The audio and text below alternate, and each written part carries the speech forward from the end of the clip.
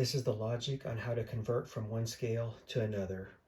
I'm thinking you could generalize this to convert from any scale to any other scale. It doesn't have to be temperature. So I'll show the logic on how to do this.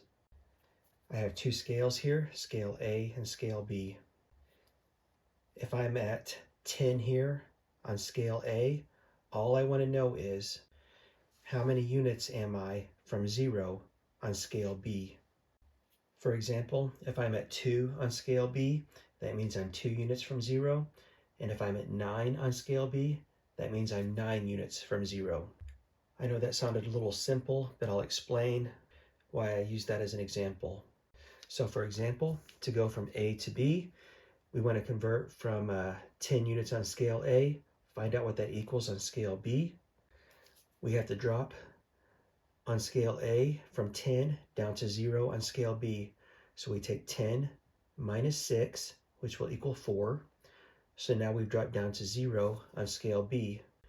But we're not interested in the number of units we've dropped down on scale A. We want to know the number of units we've dropped down on scale B. We've dropped down 4 units on scale A. 10 minus 6 equals 4. But there's twice as many units on scale A compared to B. So we take those 4 units, divide by 2, and that means we drop down 2 units on scale B.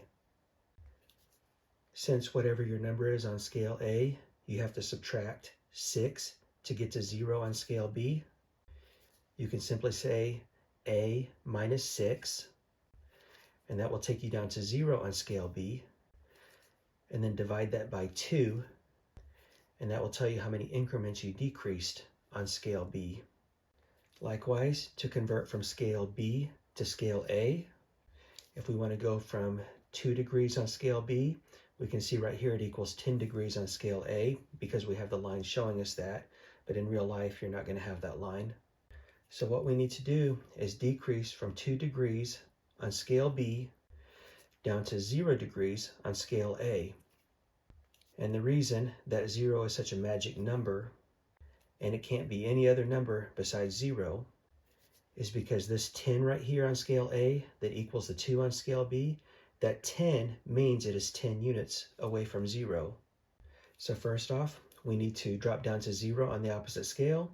Let's take our 2 minus negative 3 on scale B, and that will take us down to 0 on scale A. 2 minus negative 3 equals 5, which means we've dropped down 5 units on scale B. But we don't want to know how many units we've dropped down on scale B. We want to know how many units that is on scale A.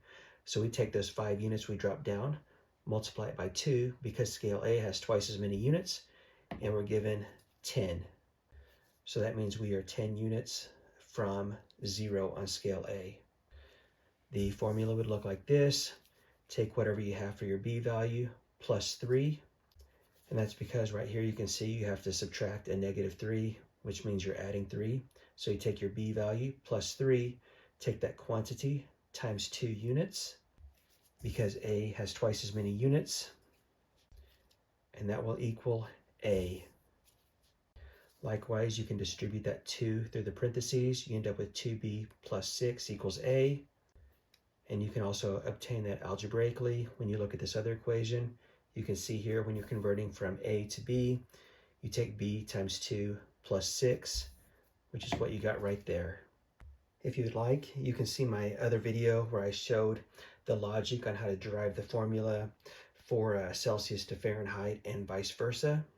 It's very similar to this, but here, instead of Fahrenheit having 6 degrees equaling 0 on the Celsius scale, it's actually 32 degrees. And instead of Fahrenheit having twice as many units, it has 1.8 times more units. So I used the same logic in that video that I used in this video, but I just applied it specifically to Celsius and Fahrenheit. So you can see it if you want.